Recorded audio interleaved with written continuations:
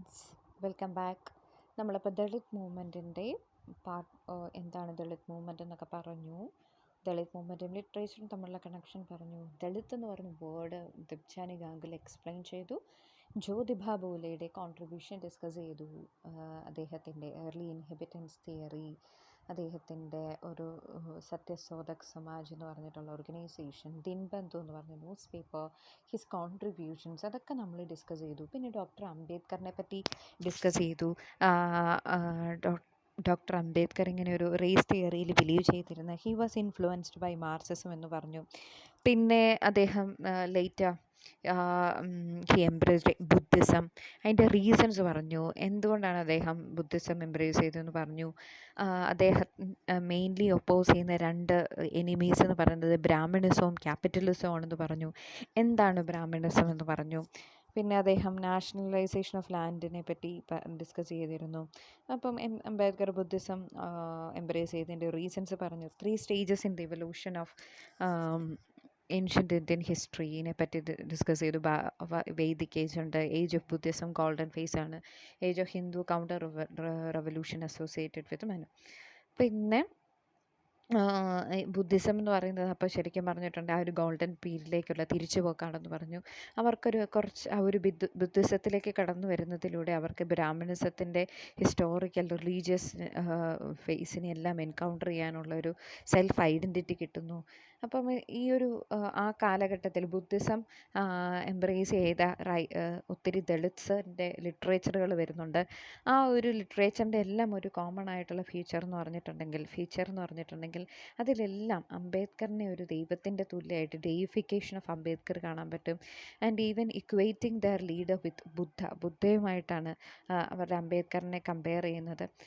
അപ്പം അവിടം വരെയാണ് നമ്മൾ പറഞ്ഞു നിർത്തിയത്. സോ അപ്പോൾ നമുക്ക് പാർട്ട് 3യിലേക്ക് പോകാം. അംബേദ്കറിനെ പറ്റിയുള്ള ആ കാലഘട്ടങ്ങളിൽ ഇറങ്ങിയ ദളിത് ലിറ്ററേച്ചർ, ഒരു ബുദ്ധിസം സ്വീകരിച്ച ദളിത്സിൻ്റെ ആ കാലഘട്ടത്തിലെ ലിറ്ററേച്ചർ, അതാണ് മെയിൻലി പറയുന്നത്. പേജ് നമ്പർ 1 or 2യിലേക്ക് വരാം. അപ്പോൾ ഓക്കെ, ഈ ഒരു ഇതെന്ന് പറഞ്ഞിട്ടുണ്ടെങ്കിൽ അംബേദ്കറിനെ പറ്റിയുള്ള റൈറ്റിങ്സ് ലിറ്ററേച്ചർ, അത് ശരിക്കും പറഞ്ഞിട്ടുണ്ടെങ്കിൽ മെയിൻ സ്ട്രീമിലുള്ള റൈറ്റേഴ്സ് മാത്രമല്ല അംബേദ്കറിനെ ഇത്രയധികം പ്രൈസ് ചെയ്തത്. പക്ഷേ ഫോക്ക് സോങ്സിൽ വരെ അത് ഭയങ്കരമായിട്ട് നമുക്ക് കാണാൻ പറ്റുമായിരുന്നു.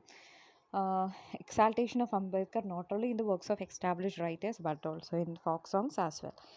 ഓക്കെ, സോ അപ്പോൾ നമുക്ക് തിരിച്ചു വരാം. പേജ് നമ്പർ 1 or 2യിലേക്ക് വരുമ്പം Ambedkar's life was to try to lead the depressed class to a higher social, political and economic status and to free them from the stigma of untouchability that lay upon their foreheads, according to him, from approximately AD 400.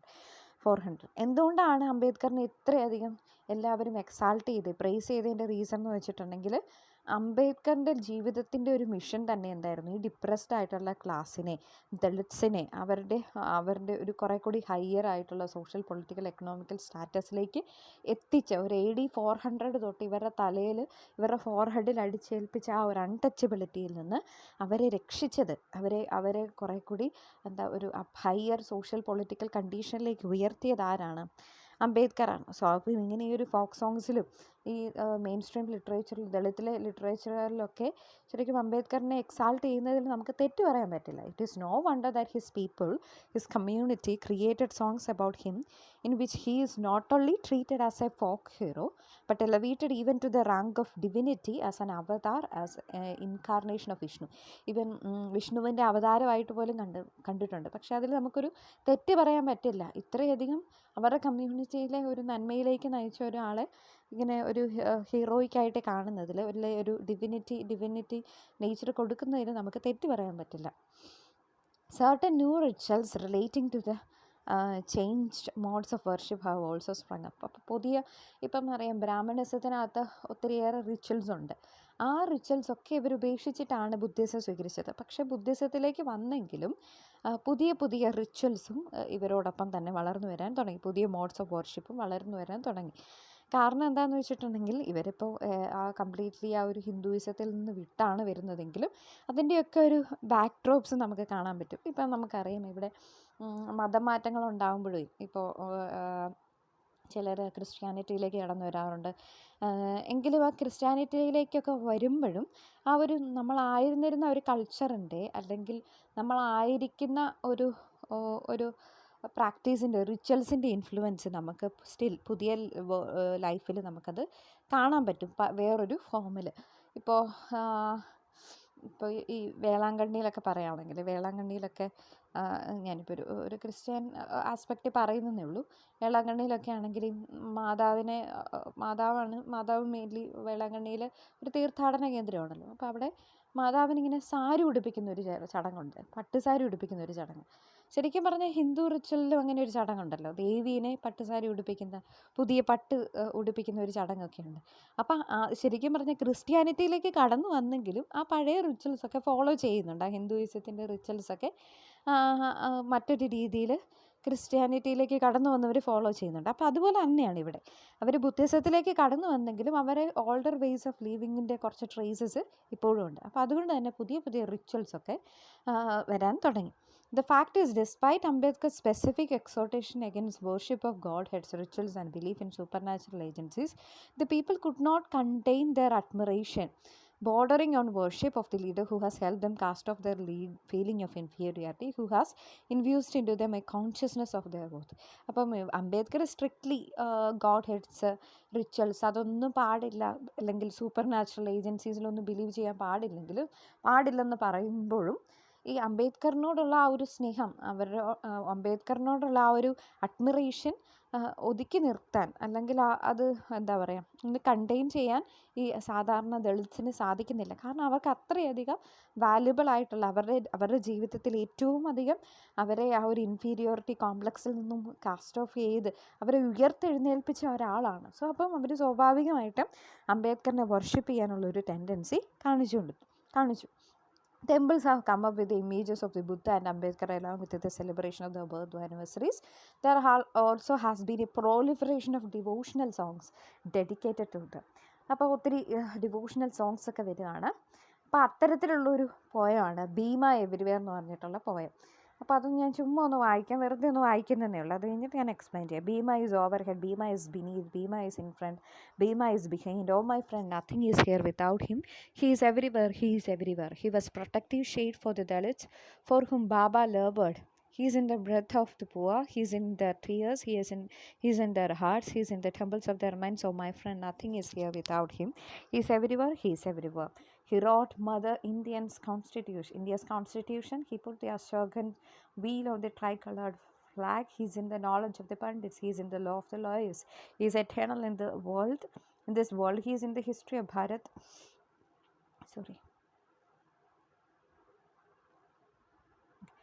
He is in the history of Bharat. Oh my friend, nothing is here without him. He is everywhere, he is everywhere. He has planted the tree of Buddhism. After the Buddha, again he spread the religion. He is in the feet of the Buddha, he is in the hair of the Buddha, he is in every Buddhist, he is in every limb and vein. Oh my friend, nothing is here without him. He is everywhere, he is everywhere. He has a drum of Buddhism throughout the entire world. Just as Rama's kingdom spread to Ravana's Lanka, he is in the light of lamps, he is in the rays of the sun, he is in the sorrow of the trouble, he is in the body and soul of the Dalits. Oh my friend, nothing is here without him. He is everywhere, he is everywhere. അപ്പോൾ അതൊരു ചെറിയൊരു പോയമാണ് Bhima everywhere എന്ന് പറഞ്ഞിട്ടുള്ള അപ്പോൾ ശരിക്കും പറഞ്ഞാൽ ഇത് ലോക്കചിത്ത് ജാൻർ എന്ന് പറഞ്ഞിട്ടുള്ള പലതരത്തിലുള്ള ഫോക്ക് സോങ് ട്രഡീഷൻ ഉണ്ടല്ലോ. അപ്പോൾ അതിൽ ലോക്കചിത്ത് ജാൻറയിൽ എഴുതിയിട്ടുള്ള ഒരു പോയമാണ് അത്. വേറെ ഫോക്ക് സോങ്സ് ഒവി ജാൻറയിൽ പെട്ടിട്ടുണ്ട്. എന്ന് വെച്ചാൽ ഒവി എന്ന് പറഞ്ഞിട്ടുണ്ടെങ്കിൽ എന്തെങ്കിലുമൊക്കെ നമ്മളിങ്ങനെ ജോലിയൊക്കെ ചെയ്യുമ്പോൾ അതിനോടൊപ്പം പാടുന്ന ഫോക്ക് സോങ്സ് ആണ് ഒവി. പിന്നെ പാൽന ജാൻറുണ്ട്, അത് ലല്ലബീസാണ്. അപ്പോൾ ഇത് ലോക്കചിത്ത് ജാൻറയിൽ പെട്ടിട്ടുള്ളൊരു പാട്ടാണ്. അപ്പോൾ ഇതിൽ ശരിക്കും പറഞ്ഞല്ലോ, ഈവൻ മെയിൻ സ്ട്രീം അല്ലെങ്കിൽ ഫോക്ക് ലിറ്ററേച്ചറിൽ മാത്രമല്ല, ഫോക്ക് സോങ്സിലും അദ്ദേഹത്തിന് അംബേദ്കറിന് ഒരു വലിയൊരു സുപ്രീം പൊസിഷൻ കൊടുക്കുന്ന അല്ലെങ്കിൽ ഒരു ഡിവിനിറ്റി കൊടുക്കുന്ന ഒരു രീതി ആ കാലഘട്ടത്തിൽ ഉണ്ടായിരുന്നു. അപ്പോൾ ഇതിനകത്ത് നമുക്ക് കാണാൻ പറ്റും അദ്ദേഹത്തിനെ അംബേദ്കറിനെ രാമനുമായിട്ടും ഭീമയായിട്ടൊക്കെ കമ്പയർ ചെയ്യുന്നുണ്ട്. രാമൻ്റെ കാര്യം നിങ്ങൾക്കറിയാം. രാമനായിട്ട് പറയുകയാണെങ്കിൽ രാമ ഒരു ഇമ്പീരിയലിസ്റ്റ് ആണെന്ന് പറയാൻ പറ്റും. ശ്രീരാമൻ ഒരു ഇമ്പീരിയലിസ്റ്റ് ആണെന്ന് പറയാൻ പറ്റും. ഇമ്പീരിയലിസം എന്ന് പറഞ്ഞാൽ എന്താ, എക്സ്റ്റെൻഡിങ് ദ ടെറിട്ടറീസ്, അതാണ് ഇമ്പീരിയലിസം എന്ന് പറയുന്നത്. അപ്പോൾ ക്യാപിറ്റലിസം, ഇമ്പീരിയലിസം. രാമ ഒരു ഇമ്പീരിയലിസ്റ്റ് ആണെന്ന് പറയുന്നുണ്ട്. കാരണം എന്താണെന്ന് വെച്ചിട്ടുണ്ടെങ്കിൽ അദ്ദേഹം എന്താ പറയുക, അയോധ്യയിൽ നിന്ന് ലങ്ക പിടിച്ചെടുക്കുന്നതിലൂടെ എന്താണ്, ആ ഒരു രാജ്യത്തിനെ പിടിച്ചെടുക്കുന്നു, അതും പൊസസ് ചെയ്യുകയാണ്. ലങ്കാധരനുമായിട്ട് ഇപ്പോൾ രാവണനുമായിട്ട് യുദ്ധം ചെയ്യുന്നതിലൂടെ ലങ്ക പിടിച്ചെടുക്കുന്നു. സോ അപ്പം അദ്ദേഹത്തിൻ്റെ ആ ഒരു ടെറിട്ടറി അദ്ദേഹം എക്സ്റ്റെൻഡ് ചെയ്യുകയാണ് അല്ലേ. രാമൻ ഒരു ഇമ്പീരിയലിസ്റ്റ് ആയിട്ട് ഇവിടെ പറയുന്നുണ്ട്. അദ്ദേഹത്തിൻ്റെ കിങ്ഡത്തിൻ്റെ ഫ്രോണ്ടിയേഴ്സ് അദ്ദേഹം പുഷ് ഓഫ് ചെയ്യുകയാണ് മുമ്പോട്ട് എന്ന് വെച്ചിട്ടുണ്ടെങ്കിൽ ലങ്ക പിടിച്ചെടുക്കുന്നു. അപ്പോൾ അദ്ദേഹത്തിൻ്റെ ആ ഒരു റേഞ്ച് അയോധ്യയിലെ രാജാവ് മാത്രമല്ല, ലങ്കയുടെ രാജാവും കൂടിയാണ് അദ്ദേഹമായി മാറുന്നു. അപ്പോൾ ശരിക്കും പറഞ്ഞിട്ടുണ്ടെങ്കിൽ ഈ അംബേദ്കറിനെ രാമനോട് കമ്പയർ ചെയ്യുമ്പോഴത്തേനും അവിടെ വേറൊന്നാണ് പറയുന്നത്. രാമൻ ശരിക്കും ലിറ്ററലി ആണ് അദ്ദേഹത്തിൻ്റെ കിങ്ഡം എക്സ്റ്റെൻഡ് ചെയ്യുന്നതെങ്കിൽ അംബേദ്കർ എങ്ങനെയാണ് മനസ്സാണ് കീഴടക്കുന്നത്, ആളുകളുടെ മനസ്സ് കീഴടക്കുന്ന ഒരു ഇമ്പീരിയലിസ്റ്റാണ് അംബേദ്കർ എന്നാണ് പറഞ്ഞു വെക്കുന്നത്. ഇപ്പോൾ ബുദ്ധയുടെ ലിബറേറ്റിംഗ് മെസ്സേജൊക്കെ സ്പ്രെഡ് ചെയ്യുന്ന ആ ഒരു മനസ്സിനെ കീഴടക്കുന്ന ഒരു കുറേ കൂടി പോസിറ്റീവ് ലൈറ്റിലാണ് ഇവിടെ അംബേദ്കറിനെ പോർട്രേ ചെയ്യുന്നത്. പിന്നെ അതുപോലെ തന്നെ ഭീമയായിട്ട് കമ്പയർ ചെയ്യുന്നു. അപ്പോൾ ഭീമൻ എന്ന് പറഞ്ഞാൽ നമുക്കറിയാം ശക്തിയുടെ പ്രതീകമാണ്. പക്ഷെ ഇവിടെ അംബേദ്കർ ഫിസിക്കലി അല്ല ആ ഒരു സ്ട്രെങ്ത് എക്സിബിറ്റ് ചെയ്യുന്നത്, പക്ഷേ അദ്ദേഹത്തിൻ്റെ ആ ഒരു മൈൻഡാണ്, അദ്ദേഹം സ്പ്രെഡ് ചെയ്യുന്ന ആ പോസിറ്റിവിറ്റിയാണ്, ആ നന്മയാണ് അദ്ദേഹത്തിൻ്റെ സ്ട്രെങ്തായിട്ട് നിൽക്കുന്നത്. അപ്പം even ബുദ്ധയും അംബേദ്കറും ഒന്നായിരിക്കുന്നു. The reverse process of the deity, Buddha and Ambedkar merged into one, descending into the world to fight the forces of evil. Even അങ്ങനെ ചില പോയത്തിനകത്തൊക്കെ പറയുന്നുണ്ട്, ബുദ്ധയും അംബേദ്കറും ഒന്നായിട്ട് ഈ ലോകത്തിലുള്ള ഈവിൾസിനെതിരെ പൊരുതുന്നത് പോലെയൊക്കെ പറയാറുണ്ട്. അപ്പം എപ്പോഴും അംബേദ്കറിന് ആ ഒരു ഡിവിനിറ്റി കൊടുക്കുന്ന ഒരു രീതി ആ കാലഘട്ടത്തിലെ ലിറ്ററേച്ചറിൽ ഉണ്ടായിരുന്നു. ഇനി മറ്റൊരു പോയമാണ് അതൊന്ന് ചുമ്മാ ഒരു പേജ് നമ്പർ 104 ഒന്ന് വായിക്കണം, എളുപ്പമാണ്, അതുകൊണ്ട് ഞാൻ ഇത്തിരി ഡീറ്റെയിൽ ചെയ്യാത്ത. മറ്റൊരു പോയാണ് ഒ വി ജാൻഡ്രോ എന്ന് പറഞ്ഞിട്ടുണ്ടെങ്കിൽ സോങ്സ് അക്കമ്പനിങ് വർക്ക്. ഒ വി ജാൻഡ്രോയിൽ പെട്ടൊരു പോയത്തിൻ്റെ കുറച്ച് ലൈൻസ് അവിടെ കൊടുത്തിട്ടുണ്ട്. Which describes the birth of this hero of the Mahar എന്ന് പറഞ്ഞാൽ എന്താണ്, ഒരു ദളിത് കമ്മ്യൂണിറ്റി. ആ ദളിത് കമ്മ്യൂണിറ്റിയുടെ ഹീറോ ആണ് അംബേദ്കറിൻ്റെ ജനനത്തിനെ പറ്റി ഒരു പോയം വരുന്നുണ്ട്, ഒരു ഫോക്ക് സോങ് വരുന്നുണ്ട്. Monday has come, Bhima Bai's baby is ready to be born. Blessed Ramji made a vow for his son. Then baby Bhim was born. Sleep baby, sleep baby, sleep. The baby grew like the moon. Ramji's house was bathed in light. Even though he played in a Dalit hut, he became determined to fight to injustice. Sleep baby, sleep. Sleep baby, sleep. അപ്പോൾ again അങ്ങനെ ആ ഒരു അത്തരത്തിൽ അംബേദ്കറിനെ price ചെയ്യുന്ന poems, folk songs ഒക്കെ വളരെ common ആയിരുന്നു. പല ജാൻറയിൽ പെട്ടിട്ടുള്ള ഫോക്ക് സോങ്സ് ഒക്കെ വന്നിരുന്നു. ഇനി നമുക്ക് അതിൻ്റെ ഒരു ഏറ്റവും ലാസ്റ്റത്തെ പോർഷനിലേക്ക് വരുവാണ്. ഈ ബുദ്ധിസം നമുക്കറിയാം, ഇന്നധികം നമ്മൾ ഇങ്ങനെ എത്രയധികം മാസീവായിട്ട് ബുദ്ധിസത്തിലേക്ക് കൺവേർട്ട് ചെയ്തെങ്കിലും ഇന്ന് ബുദ്ധിസം അത്ര ഒരു ഭയങ്കര വലിയൊരു ആ ഒരു രീതിയിൽ ഇപ്പോഴും നമുക്ക് ഈ ബുദ്ധിസം ഒരു എന്താ പറയുക, ഒത്തിരി കൺവേർഷൻ നടന്നെങ്കിലും ഇപ്പോൾ സ്റ്റിൽ ഒത്തിരി പേര് ആ ബുദ്ധിസത്തിൽ നിന്നൊക്കെ പിന്മാറിയിട്ടുണ്ട്. അതിൻ്റെ റീസൺ എന്താണ്? ബുദ്ധിസത്തിലേക്ക് കൺവേർഷൻ നടത്തുന്നതിലൂടെ അംബേദ്കറുടെ മനസ്സിൽ കുറേ വിഷൻസ് ഉണ്ടായിരുന്നു. അതൊന്നും ആ ഒരു ട്രൂ സ്പിരിറ്റിൽ ഫുൾഫിൽ ചെയ്യാൻ അംബേദ്കറിന് സാധിച്ചില്ല, അദ്ദേഹത്തിൻ്റെ ആ ഒരു ഗ്രൂപ്പിനും സാധിച്ചില്ല. എന്തൊക്കെയായിരുന്നു ഈ ബുദ്ധിസത്തിൻ്റെ അല്ലെങ്കിൽ ആ ദളിത് മൂവ്മെൻറ്റ്സിൻ്റെ ഫെയിലിയേഴ്സ് എന്ന് നമുക്ക് നോക്കാം. അതാണ് ലാസ്റ്റത്തെ പാരഗ്രാഫായിട്ട് വരുന്നത്. Buddhism was one of the instruments of the social and political revolution Ambedkar had in mind. Along with the spiritual nourishment, the release from shackles of caste and liberation from the stigma of inferiority, a platform more specifically political was required for the self-assertion of the Dalits. അപ്പോൾ അതൊരു spiritual ആയിട്ടുള്ള ഹീവലിന് വേണ്ടിയായിരുന്നു, അല്ല spiritual ആയിട്ടുള്ള ഒരു ഉയർച്ചയ്ക്ക് വേണ്ടിയായിരുന്നു Buddhism സ്വീകരിച്ചത്. അപ്പം അതുപോലെ തന്നെ ഒരു പൊളിറ്റിക്കലായിട്ടുള്ള ഒരു ഫ്രീഡം അല്ല പൊളിറ്റിക്കലായിട്ടുള്ള ഒരു റെവല്യൂഷനും കൂടെ ബാക്ക്ഗ്രൗണ്ടിൽ നടക്കേണ്ടതുണ്ട്. ഒരു പൊളിറ്റിക്കലായിട്ടുള്ള അപ്ഹീവൽ മൂവ്മെൻറ്റ് കൂടെ ലിബറേഷൻ മൂവ്മെൻറ്റ് കൂടെ ബാക്ക്ഗ്രൗണ്ടിൽ നടക്കേണ്ടതുണ്ട്. അപ്പം അതിനു വേണ്ടി അംബേദ്കറിൻ്റെ കാലഘട്ടത്തിൽ ദളിത്സ് ഫോം ചെയ്ത ഒരു പാർട്ടിയാണ് the Republican party. The Republican Party of India was envisaged as a secular political supplement for the renaissance wrought by Buddhism in the domain of culture. അപ്പോൾ ബുദ്ധിസത്തിലേക്ക് വന്ന ദളിത്സ് ഒരു പൊളിറ്റിക്കൽ ഫ്രീഡത്തിന് വേണ്ടി കൂടെ ഫോം ചെയ്തിട്ടുള്ള ഒരു പാർട്ടിയാണ് Republican party of India. Ambedkar himself did not live to see the establishment of the political outfit or the way in which the new religion would develop in India. Gail Omvedet argues that the politico-religious renaissance, the dream of Ambedkar, failed to produce the desired results in India. അപ്പോൾ അംബേദ്കറുടെ vision പൂർണ്ണമായിട്ടും fulfil ചെയ്യാൻ സാധിച്ചില്ല. ഈ ഒരു ഒത്തിരി പേര് ബുദ്ധിസത്തിലേക്ക് വന്നു, പൊളിറ്റിക്കൽ പാർട്ടി ഫോം ചെയ്തു, എന്നിട്ടും അംബേദ്കറുടെ മനസ്സിലുണ്ടായിരുന്ന ആ ഒരു വിഷൻ പൂർത്തീകരിക്കാൻ സാധിച്ചില്ല. എന്താണ് അതിൻ്റെ reason? One of the reasons pointed out is that both the religion and the party were dominated by specific jadis among Dalits. അപ്പം ദളിത് കമ്മ്യൂണിറ്റിയിൽ തന്നെ പല ജാതികളുണ്ട്, നമുക്കറിയാമല്ലോ, നമ്മുടെ ഇവിടെ തന്നെ പല തരത്തിലുള്ള ജാതികളുണ്ട്.